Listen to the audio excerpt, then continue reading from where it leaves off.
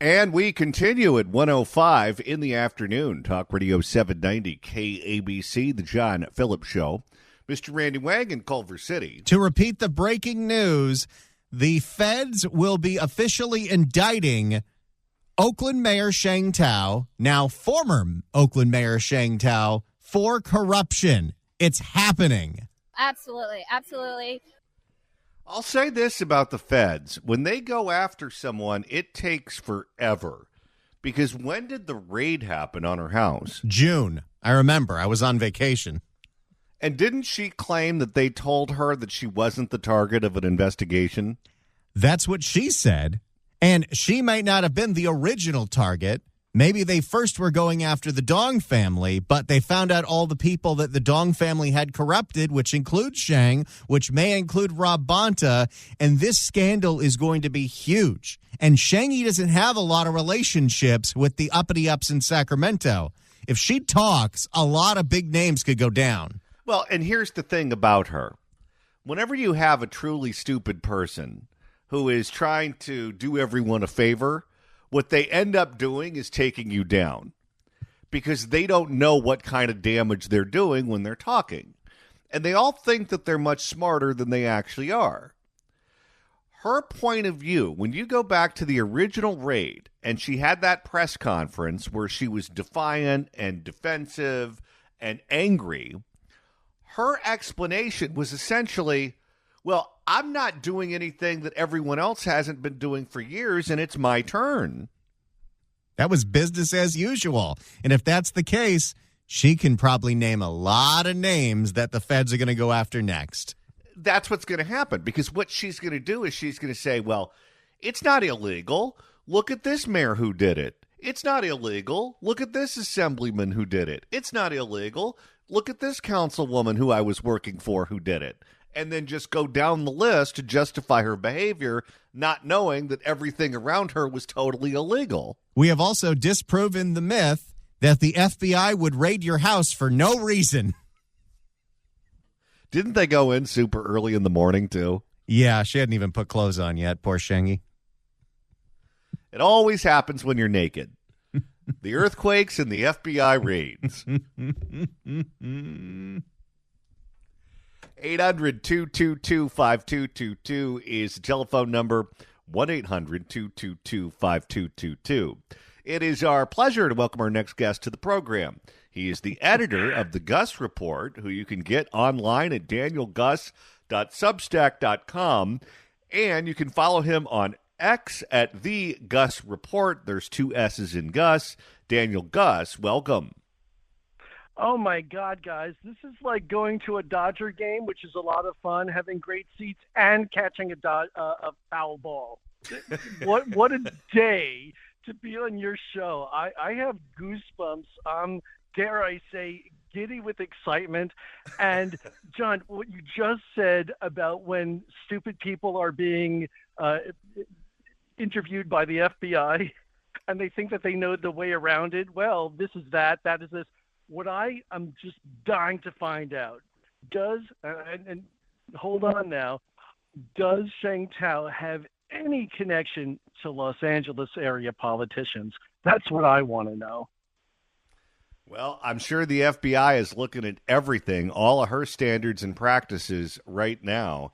And certainly a lot of politicians who are statewide began their political careers in Oakland before they moved up the food chain. So it'll be interesting to see if she ends up taking anyone down with her, and if so, any bold-faced names. Oh, I like that. Now, speaking of drama at City Hall, you got involved in some drama at a different City Hall, L.A. City Hall, yesterday afternoon. I sure did, John. I just went there innocently to promote some of my recent stories with the Daily Mail. And I only had to go there because Marquise Harris Dawson, who's the city council president and the mayor, the acting mayor when Karen Bass is out of town, decided that even though I was like probably the first person to sign up to speak, decided to not allow me to speak for 1 minute, and then very quickly ended the meeting But out in the hallway, I figured I could ask the questions of him that I wanted to ask. And I was assaulted by not one, not two, but three of his staffers on video. So, never a dull moment here at danielguss.substack.com. I'll tell you, these politicians in L.A. went from having press conferences all over the place, doing anything they could to get on TV, to all of a sudden not taking any questions. It doesn't matter if it's Karen Bass or Ricardo Lara or now members of the city council. When things went south with the fires, they clammed up real fast. Didn't they now? And especially Marquise Harris Dawson. Because you'd think that somebody, a politician, putting on that, that monogrammed jacket and the monogrammed, yellow fire hat to be seen in front of the cameras. Well, actually, all of this blew up, even though Karen Bass and Gavin Newsom are toast as far as I'm concerned. Marquise Harris Dawson was the acting mayor when L.A. turned into an incinerator. And suddenly they don't want public comment. They don't want to be heard on the TV and the radio because they know this is a chain of dominoes that is going to destroy the political career of everybody who's culpable for this largely preventable massacre. Okay, let's walk through just exactly what happened, because as you mentioned, you've been reporting on this, not just for your Substack, but for the Daily Mail, the British newspaper that has a huge imprint on covering American news, specifically news in Los Angeles and California. Let's start out at the beginning, when the forecasts originally were made that said that heavy wind would be coming to Southern California, and with it, potential fire damage. Karen Bass was told about that before she decided to get on the airplane and go to Ghana as part of an international delegation for the inauguration of the president of Ghana. And when the fires started in Pacific Palisades, which turned out to be the worst of all of the fires in the city of L.A., she was at a cocktail party posing for pictures with different dignitaries in Africa. Is that true? It's true as far as every report I've seen, and I've seen no denial about it. I've seen photos of her at that cocktail party. And let's remember that that is really a function of a federal diplomat. She is no longer, and hasn't for several years, been an employee of the federal government. And it wasn't even for anything substantial. As far as I know, it was for the inauguration of the new Ghanan president, which, by the way, I had to look up to make sure I spelled Ghana correctly. Now, it's also my understanding that the pictures that were taken from Ghana were posted on social media by an aide to Karen Bass, who has since pulled the pictures from the internet and taken her account down entirely. I am not aware of that. If that's true, I will rely on the credibility of that. All I can tell you is that's pretty consistent with what else has been being taken off the internet, like warnings about standards of cover from the Los Angeles Fire Department. So if that's true, it seems to be a pattern and practice of taking down really incriminating stuff from the internet for political motivations, political preservation, I should say. Okay, so the individual who is reporting that the Bass aide who posted the pictures and then subsequently took them down is Eric Spiegelman, who tweeted, Karen Bass's director of community engagement, who posted the photos of the mayor at a cocktail party while the Palisades burned, deleted her entire Instagram account and took the photos down from her LinkedIn. Wow. Eric is one of those people who just will be given this job and that job and this job. They'll find a nice soft landing spot because the people who know too much, you got to keep them employed and needing that paycheck. So That doesn't surprise me whatsoever. John, there's so much stuff going on. It's like a swirl of activity. It's so densely corrupt that it boggles the mind how much of it's going on. Let's talk about the relationship between the mayor and the fire department, because you have reported on this relationship. Before we get specifically to the relationship between the mayor and the fire chief, let's go back a couple of weeks, because there was an employee at City Hall, an aide to Karen Bass, who among his duties was supposed to be to deal with fire relations. And he was the one who got in trouble for allegedly making false bomb threats. Correct? Yeah, that is the allegation. I just want to point out Brian K. Williams, as far as I know, has not been charged with anything yet. But as you and Randy just said, the FBI doesn't raid your home for no reason. And this is the deputy mayor to Karen Bass in charge of public safety.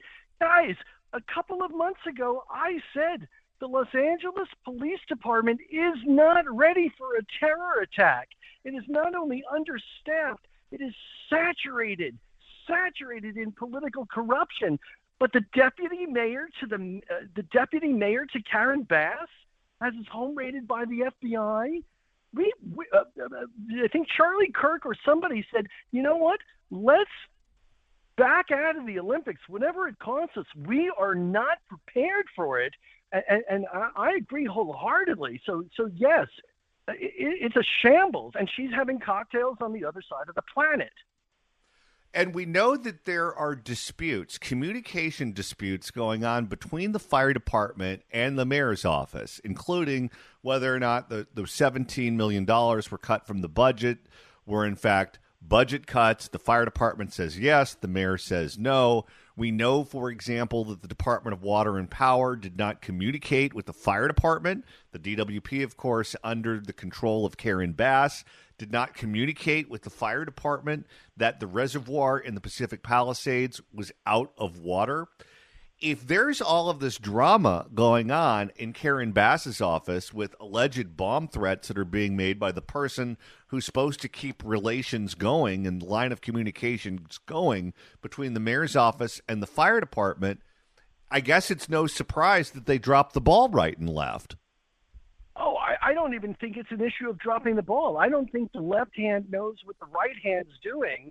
And however they identify, I literally think that a lot of these deputies, deputy mayors, spokespeople, I think they go to work like taking whatever sedative they need, because all hell can break loose any moment. And it did. By the way, I have deeply embedded current and former Los Angeles Fire Department ties who tell me, yeah, they give you this gobbledygook about the budget, but for years, the net number of firefighters has been pretty much the same. And so they could talk about budget this and budget that. But John, my sources tell me that, yeah, it was $18 million she cut. But I hear that Karen Bass was going to cut as much as $49 million out of the LA Fire Department budget. And it's only because the deadline for the obnoxiously long budget hearings hasn't been solidified yet, coming up in a number of months. So I hear there were much bigger cuts ahead, and this whole thing just blew up in their face. And not to make light of the immensely tragic outcome and the suffering and the death and the loss, but it's absolutely no surprise that this blew up in their face. And to be clear, both the fire chief and the firefighters union went on the record before the fire started saying that the cuts to their budget would impact their ability to respond to a fire. Is that true? That's my understanding. Now, to be perfectly honest, there's all sorts of, you want to put a microscope on stuff, look at the politics of the various firefighter unions that are going on, and the things that I'll remind you that some of these same union folks who are speaking openly and honestly about this had coughed up, some of these unions had coughed up as much as $400,000 to Eric Garcetti when he still had this delusion of running for president, if only they would take a heroic whistleblower who spent his entire life risking his life with the fire department investigating why is there a backlog of thousands and thousands of fire inspections. So yes, that may be true in this instance where the chief and the firefighter unions were telling the truth this time, but make no mistake, there is all sorts of politics and all sorts of money where, you know what, in this instance, I believe them, and I saw those reports, but I put a big asterisk on any activity where a union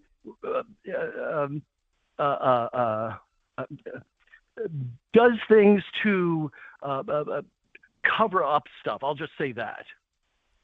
What is the relationship like right now between the mayor and the fire chief? Well, if you ask me, I reported with a fantastic award-winning journalist at the Daily Mail and a great guy by the name of Josh Boswell. Last week, our inside sources said that when Karen Bass summoned LAFD Chief Kristen Crowley to her office, it was quite clear that she was going to be fired. And as evidenced, she was hugging her staff and saying goodbye and saying she was going to be fired. I believe my sources, who have never been wrong about these things, that when Crowley went in to speak with Bass and whoever else might have been there, Bass may have had, the come to Jesus moment or come to Eric Garcetti moment, where she realized you can't fire the fire chief for telling the truth in the middle of an inferno. So whatever nice they make in these press conferences, it's kind of sort of Michelle Obama and Donald Trump at, who she was not there at Jimmy Carter's funeral. It is a fraud. It is a sham. And as far as I know, it's cold as ice. I'll tell you, one of the things that has to have caught Karen Bass by surprise is how the local news media has turned on her. Clearly, Patrick Soon-Shiong, the owner of the Los Angeles Times, is taking a different position on Karen Bass than his editorial board did before the last election. The LA Times endorsed Karen Bass in that election, and he has since come out and said that was a mistake, that she is essentially not competent, and competence matters most, and the Los Angeles Times should not have endorsed her over Rick Caruso in the last election. It's not just that news agency, though, that's turning on her. Some of her testiest exchanges at the press conferences have been with correspondents for the national version of CBS News. Also, Spectrum News, which is very left-wing, almost Mike Bonin left-wing, they've been going at it with her in the Q&A portions of her press conferences. This has to have her shaken, to have her allies in the news media turning on her. Absolutely. When the Pacific Palisades, which is one of the most magnificent parts of Southern California, looks like most parts of Gaza right now, at some point, the local media, and the other day you identified several of them, NPR, Spectrum News, the LA Times, as being just so far left that the right arm falls off. So, yeah, there is no escaping this. And even the most ardent supporters of Bass can't deny when we had this magnificent community. And for those who haven't been there, Pacific Palisades is a very affluent neighborhood, but also this quaint little village-like part of the city of Los Angeles. And there is no denying, on top of it, the people who do reside there, for the most part, do have access to be seen and heard in the media. Unfortunately for those folks, their immense, tragic, devastating loss is exceptionally helpful because you can't deny that these people are true victims. And good Lord, what can you say? What are your sources within the LA Times telling you right now? Because the editorial position of the owner is very different than the editorial position of so many of the writers and the columnists there who are essentially still defending Karen Bass and going after her critics, which include the owner of the paper. Well, you know what? The three cheers, hip, hip, and keep going, Patrick Soon-Shiong. I am applauding you. And by the way, for people who aren't familiar with the news business, the owner of the paper to be out in front, they're usually behind the scenes, but applause, and high fives to Patrick Soon-Shiong for saying what most of us actually believe, that this is chaos, this is DEI on steroids, and Karen Bass, who's held this position and that position, doesn't make her the right person for the city of Los Angeles. And her election, in my opinion, and apparently his, was a tremendous mistake. So I applaud him for that. But as you said, the columnists and the writers there, they're like going down with the ship. You know, one of their better-known columnists said to me a while back, sometime last year, who is a fantastic writer, said, gee, it seems like you don't like any part of socialism. Well, that's correct. I don't. And so they are, Kool-Aid drinkers. And unfortunately, it is the same thing on the news side. But by the way, just as an aside, why do we know the sexual preference of some of the news reporters at the Los Angeles Times? If you're a columnist or if you're an editorial writer, what does your preference behind closed doors have to do with your visibility as a news reporter? So I think that they're not prepared, that there will probably be another mass layoff sometime this year. So I look at the Twitter feeds. I have some sources internally, but, and by the way, I don't think Soon-Shiong adding CNN analyst Scott Jennings is going to be enough. The news reporting at the Times needs, like a horse and buggy whip kind of thing. I personally don't trust it. And that's not to say that these are bad people, but when the LA Times reports something, I don't trust it because I have seen the lies and the lies by omission, and I'm going to have a story on that next week. The lies and the lies by omission, I've seen up close. Okay, so I started asking you about Dr. Patrick Soon-Shiong and the LA Times. What was it, 5 minutes ago, 6 minutes ago? Sorry, man. I'm sorry about that. No. I say that because 4 minutes ago, Dr. Patrick Soon-Shiong tweeted the following. Whoa. Looks like Angelenos are taking action. Petition. Demand the immediate resignation of Mayor Karen Bass. And then he links to change.org. And he writes, we will follow this closely at LA Times. #competence matters. Oh, wow. And you know what? There's one voice at the LA Times you can now trust as representing common sense. Unfortunately, it's just the owner, but I absolutely applaud him because he speaks for virtually everybody I know, whether it's people I know personally or people I bump into at the market or the other places I go. Finally, somebody at the LA Times speaking common sense, and it's the owner. Daniel Guss, editor of the Guss Report. You can get him online at danielguss.substack.com and follow him on X at The Guss Report. Daniel Guss, thanks so much for stopping by. Thanks so much, John and Randy. Reach out anytime. If you'd like to email the show, you can do so at johnnydon'tlikeshow@gmail.com.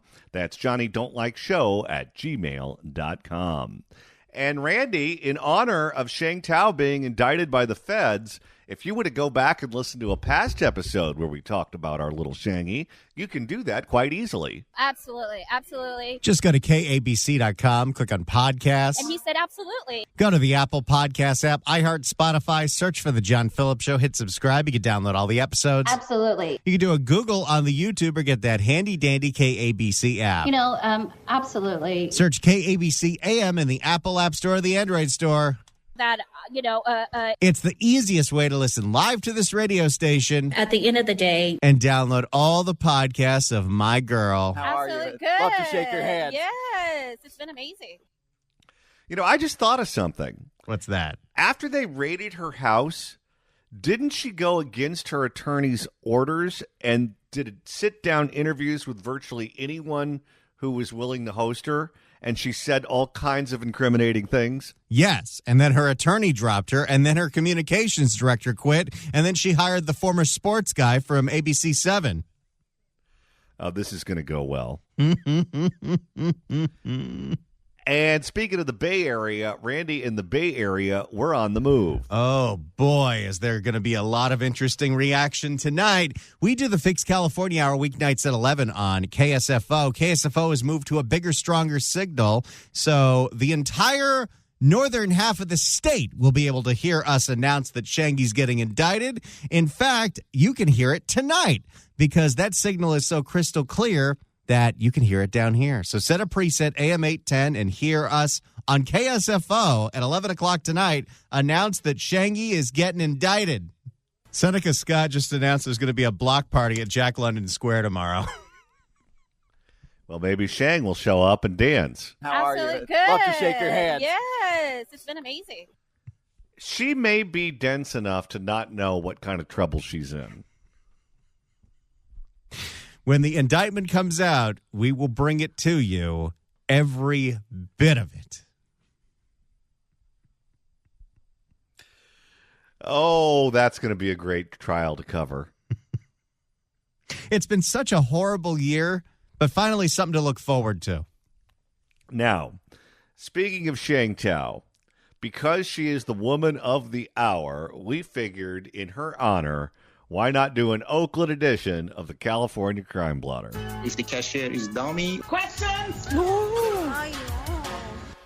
And Randy, today's edition involves the world's oldest profession. There is a homeless encampment full of prostitutes right outside 4 schools in Oakland.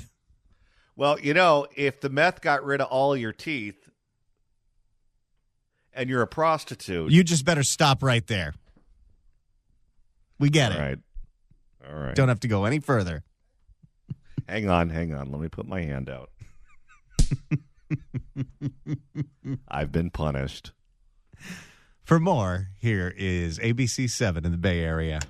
It's really upsetting that our kids have to witness this on a daily basis. mounds of Well, they're getting some kind of education. They call that the school of hard knocks. mounds of trash, tents, prostitution, even an entire parking lot filled with blight from homeless encampments. This is where the schools are. And they wonder why the math scores suck. It's something parents and students at 4 nearby schools say is unacceptable. My daughter has asked me, why do those people live there? That is sad. My daughter has asked me, why do those girls dress like that? Aren't they not cold? Oh, my God. Well, it's called advertising, little one. The lady of the night that's in the homeless encampment needs to let everyone know, her prospective clients, what the goods are that they'll be purchasing. Well, if you're working the corner, you got to show off the merchandise. My daughter has asked me, why do those girls dress like that? Aren't they not cold? Yeah, I don't know what the context would be, but, I like to save drops. That's one of them. I'm going to call it Oakland Dressed. Now, please tell me in the news wrap, they showed pictures of how the prostitutes were dressed, but they just blurred out the faces. My daughter has asked me, why do those girls dress like that? Aren't they not cold in the winter? What do you tell a 7-year-old? That is insane. That is crazy. You tell her that we're moving. Little Janie, When you see a woman dressed like that on the corner, they're doing what we call turning tricks. That is crazy. Think College Now. International Community, Lazier, and Latitude schools are sandwiched between international... Boy, these schools have interesting names. Well, what was the name of the school again? Think College Now. International Community, Lazier, and Latitude schools are sandwiched between... Think College Now? Isn't that the name of something that, like, would be a traffic school? Think Drive Safely Now. What does it say that even the name of the school isn't grammatically correct? Well, it's a school next to a bunch of prostitutes, so what does that tell you? You think college? Think College Now. We talk like cavemen. I wonder if on career day they bring any of the prostitutes indoors. That is crazy. Think College Now. International Community, Lazier, and Latitude schools are sandwiched between International Boulevard... Latitudes is a bar on Royal Caribbean.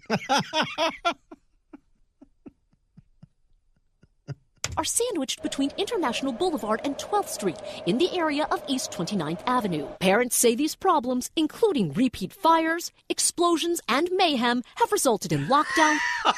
Oh my God. What is going on at the homeless encampment with prostitutes? It's producing explosions.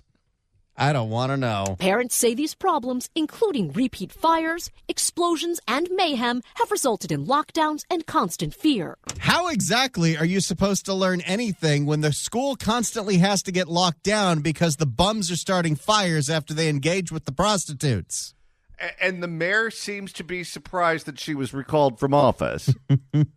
Absolutely. Absolutely. Any day, a kid can be snatched and taken into one of those trailers, and we would never see them again. Holy cow. This is beyond Lord of the Flies. This is like the kids are growing up in a prison yard. Barbara Lee, do you really want to fix this city? Lauren Taylor, who just announced that he's running. Do you really want this job? Well, if you do, you better start with some simple green. Parents say they've made repeated complaints to city leaders for months. I don't get no response. Nobody's listening to us. Oh, there's nobody even at the mayor's office right now. No, and apparently she learned her grammar from that school. Nobody's listening to... Think college now, John. Maybe not. Nobody's listening to us.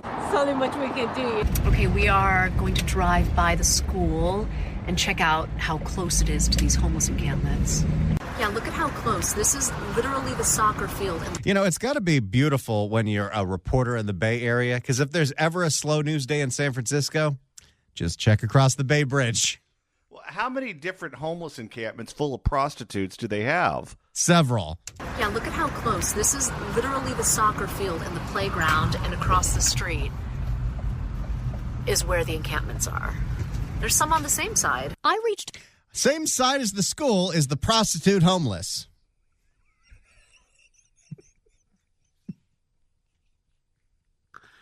Oh, the problems have changed from when I was young. I reached... Now, in the olden days, you'd find a lady of the night and you'd go to a by-the-hour motel. Are they performing these services in the tents? Well, I think so. Or does a John pick up the homeless prostitute, do something in the car in a back alley next to the school, and then drop her back off at the homeless encampment? How does this work?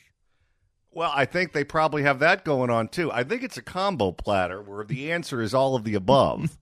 If this tent's a rockin', don't come a knockin'.